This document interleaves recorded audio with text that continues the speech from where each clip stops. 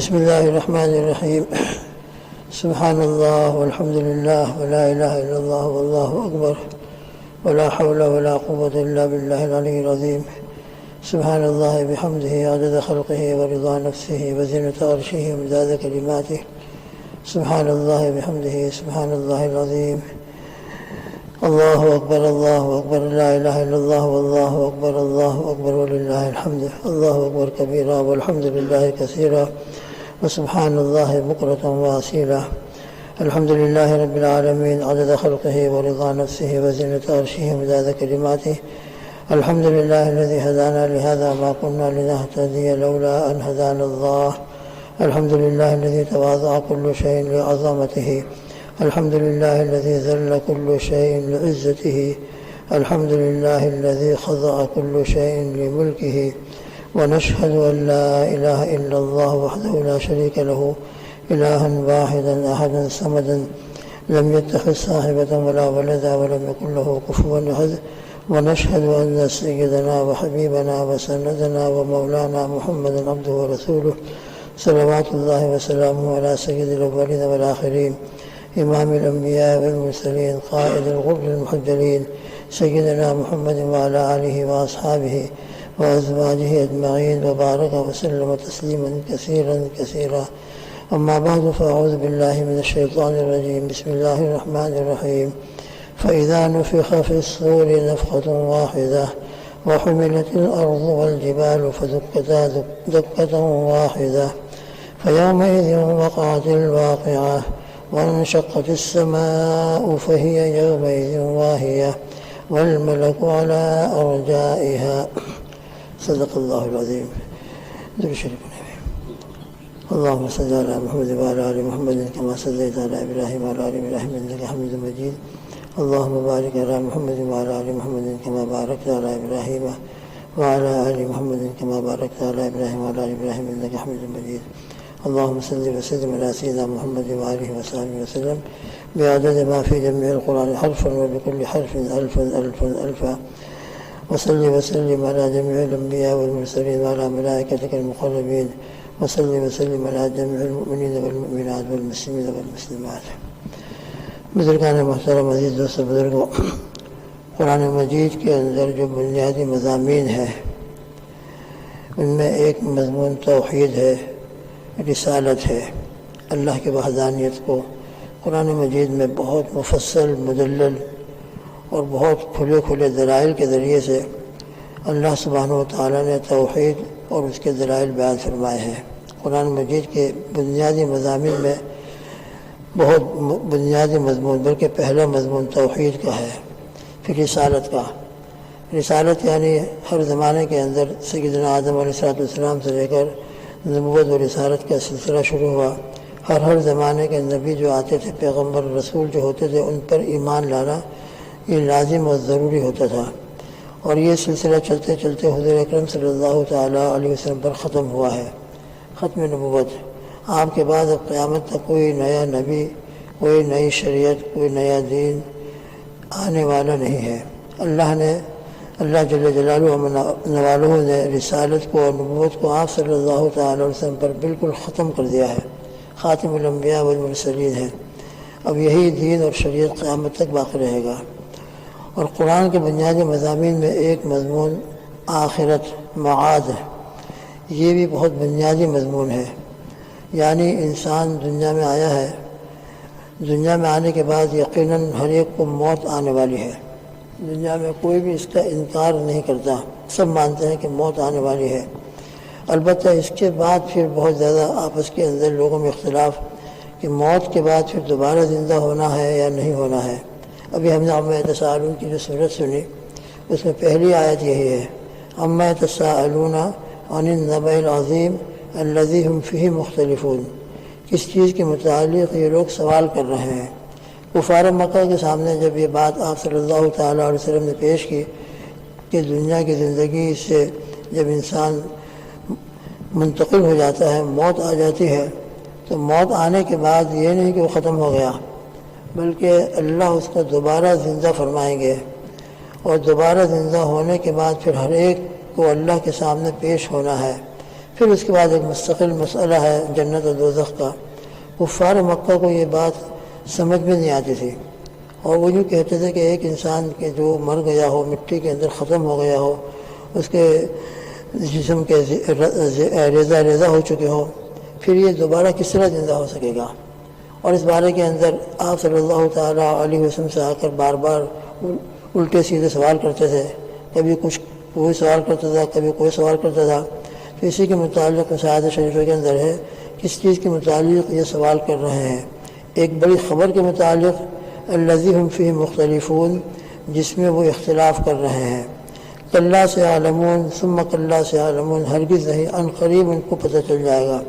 ثم کلا سے عالمون، پھر ہرگز نہیں، ان قریب ان کو پتہ چل جائے گا، یعنی وہ خود جب قیامت کے میدان میں جب حاضر ہوں گے، قیامت آئے گی، اور پھر قیامت آنے کے بعد دوسرا سور پھونکا جائے گا، اور دوسرے سور کے پھونکے جانے کے بعد اللہ سبحانہ و تعالیٰ تمام لوگوں کو زندہ کریں گے، اور میدان محشر کے اندر جب وہ اللہ کے سامنے حاضر ہوں گے، پھر ان کو معلوم ہوگا کہ ہم دنیا میں جس چیز کا انکار کر رہے تھے اب تو وہ ہمارے سامنے ہی ہے، اب کیا انکار کر سکیں گے۔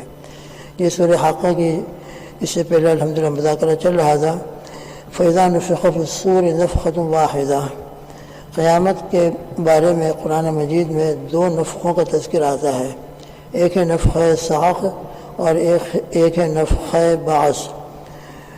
فَإِذَا نُفِخَ فِي الصُّورِ نَفْخَةٌ وَاحِدَةٌ، اس میں پہلے نفخے کا تذکرہ ہے، اور بھی قرآن مجید کی دوسری آیتوں کے اندر اس نفخے کا تذکرہ ہے۔ کیا نفخے کا مطلب کیا ہے؟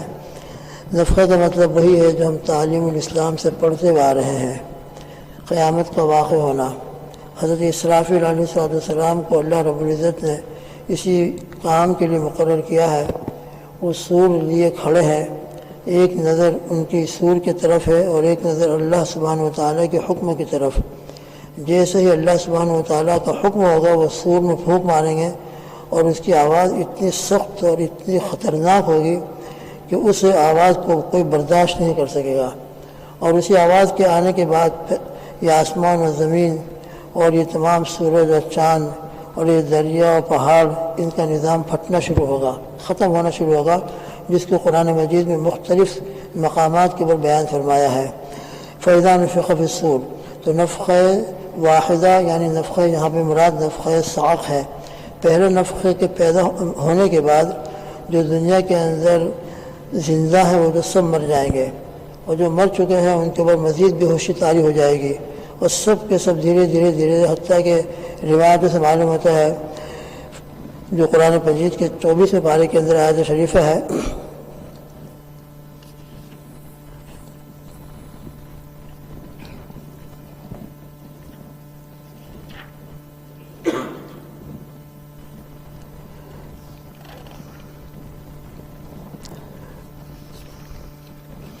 وَنُفِخَ فِي الصُّورِ فَصَعِقَ مَنْ فِي السَّمَاوَاتِ وَمَنْ فِي الْأَرْضِ إِلَّا مَنْ شَاءَ اللَّهُ ثُمَّ نُفِخَ فِيهِ أُخْرَىٰ فَإِذَا هُمْ قِيَامٌ يَنظُرُونَ۔ یہاں دونوں نفخوں کا تذکرہ ہے۔ سور پھونکا جائے گا، وَنُفِخَ فِي الصُّورِ، سور کے اندر پھونک ماری جائے گی، نفخہ کے معنی پھونک مارنا، اسی سے نفخہ کہا گیا۔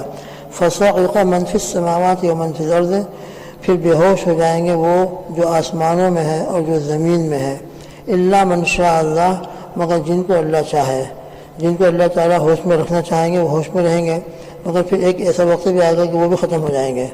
ثُمَّ نُفِخَ فِيهِ أُخْرَىٰ، پھر دوسری مرتبہ سور پھونکا جائے گا تو فوراً ہی وہ کھڑے ہو جائیں گے اور دیکھنے لگ جائیں گے۔ تو دونوں نفخے ہیں، تو پہلا نفخہ پہلے نفخہ جب واقع ہوگا تو وہ قیامت کے وقوع کا ہوگا، اور اسی نفخے کی برکت سے اور اسی نفخے کی وجہ سے دنیا کا نظام ختم ہونا شروع ہوگا، اور پوری کی پوری دنیا فنا ہو جائے گی، اور پوری کی پوری دنیا کا نظام ختم ہو جائے گا۔ یا آسمان ٹوٹ جائے گا، زمین پھٹ جائے گی، اور سمندر کے اندر آگ لگ جائے گی، ستارے جھڑ پڑیں گے وغیرہ وغیرہ۔ یہ تمام باتیں قرآن پاک کے اندر ذکر فرمائی گئی ہیں۔ تو بہرحال یہ پہلا نفخہ ہے کہ جس کے اوپر قیامت کا وقوع ہوگا، اس کے اوپر بھی ہم کو ایمان لانا ہے۔ کیوں ایمان لانا ہے؟ اسی کہ قرآن مجید میں تذکرہ آیا ہے، اور احادیث مبارکہ میں بڑی تفصیل سے اس کو بیان فرمایا گیا ہے۔ قرآن مجید کے ایک ایک آیت کے اوپر ہمارا ایمان ہے، لہذا جب قرآن مجید کے اندر اس کا تذکرہ ہے کہ سور پھونکا جائے گا اور اس کی وجہ سے یہ تمام نظام ختم ہوگا، تو اس کے اوپر ایمان لانا ضروری ہے. پھر ثم نفخ فیہ اخری، پھر دوسرا سور پھونکا جائے گا کہ جس کی برکت سے تمام لوگوں کو اللہ دوبارہ زندہ فرمائیں گے، اس کے اوپر بھی ایمان لانا ضروری ہے. یہ ہمارا قرآن کا بنیادی مضامین میں سے ایک مضمون ہے اور اس کے اوپر ہم سب کا ایمان ہے. والبعث بعد الموت، ایمان مفصل کے اندر آمنت باللہ وملائکتہ وکتبہ ورسلہ والیوم الآخر میں ایمان لایا آخرت کے دن پر، والیوم الآخر والقدر خیرہ وشرہ من اللہ تعالی، والبعث بعد الموت. یہ والبعث بعد الموت کا یہی مطلب ہے کہ موت کے بعد دوبارہ زندہ ہونا ہے اور دوبارہ زندہ ہو کر اللہ سبحانہ وتعالی کے سامنے حاضر ہونا ہے.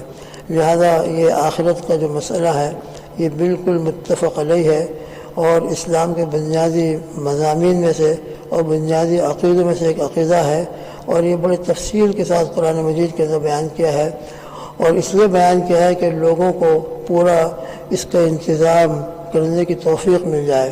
نبی کریم صلی اللہ تعالیٰ علیہ وسلم حضرات صحابہ کی جو تربیت فرماتے تھے، تربیت میں توحید و رسالت کے ساتھ ہمیشہ آخرت کی طرف متوجہ کرنا، آخرت کی تیاری کی طرف ان کو لگانا.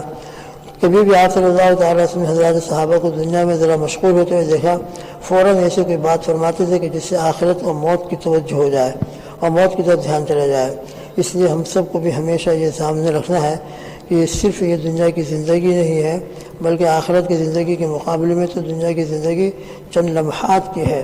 اصل زندگی جو ہے وہ تو موت کے بعد اور میدان محشر میں پہنچنے کے بعد، اور پھر اس کے بعد انشاءاللہ ثم انشاءاللہ اللہ جنت میں داخل فرمائیں گے، پھر وہ اصل زندگی ہوگی. اس کے بعد پھر کبھی موت آنے والی نہیں ہے. اس لیے اصل اس زندگی کی تیاری کرنے کے لیے اللہ سبحانہ وتعالی نے ہم کو اس دنیا میں بھیجا ہے. اس لیے انسان اور ایمان والے کا ہمیشہ خیال یہ رہنا چاہیے کہ مجھ کو اپنی موت کی تیاری کرنا ہے، آخرت کی تیاری کرنا ہے، اللہ کے سامنے پہنچنا ہے، حاضر ہونا ہے. یہ دنیا کی زندگی ختم ہو کر فنا نہیں ہو جائے گی بلکہ دوبارہ زندہ ہو کر اللہ کے سامنے پیش ہو کر حساب و کتاب کا معاملہ آنے والا ہے.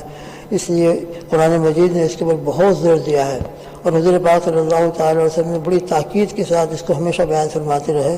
اس لیے یہ مضمون اور یہ عقیدہ اور آخرت اور موت ہمارے سامنے ہمیشہ رہنا چاہیے. اس کی برکت سے انسان بہت سے گناہوں سے بچتا ہے، موت کی تیاری کی برکت سے اعمال کی طرف متوجہ ہوتا ہے، حقوق اللہ اور حقوق العباد کی ادائیگی کی طرف توجہ ہوتی ہے، اپنے اخلاق کی اصلاح کی طرف توجہ ہوتی ہے. بہت سارے اعمال یہ آخرت کے عقیدے کی بنیاد کے اوپر انسان کی زندگی میں پیدا ہو جاتے ہیں. اس لیے کہ جب موت کے بعد اللہ کے سامنے حاضر ہونا ہے، حساب کتاب دینا ہے. جب حساب کتاب کا مسئلہ آتا ہے دنیا کے اندر انکم ٹیکس کا جب ہوتا ہے تو پورے سال انسان اس کی چیکنگ کرتا رہتا ہے کہ تاکہ انکم ٹیکس کا جب مسئلہ آئے تو اس وقت میرا معاملہ کلیئر ہو جائے اور آسانی کے ساتھ میرا معاملہ گزر جائے. اگر میں اس کے اندر پکڑا جاؤں گا تو میرے پورے سال کی جو محنت ہے وہ بیکار ہو جائے گی، زندگی کی محنت بیکار ہو جائے گی. تو انسان دنیا کے اندر بھی حساب کتاب کو سامنے رکھتے ہوئے اپنی زندگی گزارتا ہے. تو اصل مسئلہ ہمارا آخرت کا ہے. اللہ مجھ کو بھی اور آپ کو بھی اور پوری امت کو اس کی طرف ہمیشہ توجہ دینے کی توفیق عطا فرمائے اور ہمیشہ ہم آخرت کے سامنے رکھتے ہوئے دنیا کے اعمال کریں. حقوق اللہ بھی ادا ہو گئے انشاءاللہ اور حقوق العباد بھی انشاءاللہ ادا کرنے کی توفیق ملے گی. پھر کسی کا حق ہم پر باقی رہے اس کے لیے انسان کا دل تڑپے گا کہ کبھی مجھ پر کسی کا حق باقی نہ رہے، ورنہ حق باقی رہ جائے گا تو قیامت کے دن میں اس کا کیا جواب دوں گا، اور قیامت کے دن جواب دینا بہت مشکل ہے. اس لیے دنیا کے اندر اس معاملے کو نمٹانے کی کوشش کرے گا اور انشاءاللہ دنیا کے اندر اپنے معاملے کو کلیئر اور صاف کر لے گا. تو آخرت کا معاملہ، موت کا معاملہ انشاءاللہ بہت آسان ہوگا. اللہ میرے لیے، آپ کے لیے، ہمارے بچوں، گھر والوں کے لیے، سب کے لیے اس مسئلے کو ہمیشہ سامنے رکھ کر اپنی زندگی کی ترتیب دینے کی توفیق عطا فرمائے اور ہمیشہ موت اور آخرت ہمارے سامنے رہے. اللہ ہم سب کو کہنے سننے سے زیادہ اس پر عمل نصیب فرمائے اور عمل کے مطابق اخلاص اور اخلاص کے اندر اللہ کے استحضار نصیب فرمائے. اللہم آمین. سبحان اللہ بحمدہ، سبحانک اللہم بحمدک، ونشهد ان لا اله الا انت، نستغفرك ونتوب اليك. وصلى الله تعالى على خير خلقه محمد وعلى اله واصحابه وازواجه اجمعين. سبحان ربك رب العزة عما يصفون وسلام على المرسلين والحمد لله رب العالمين برحمتك يا ارحم الراحمين.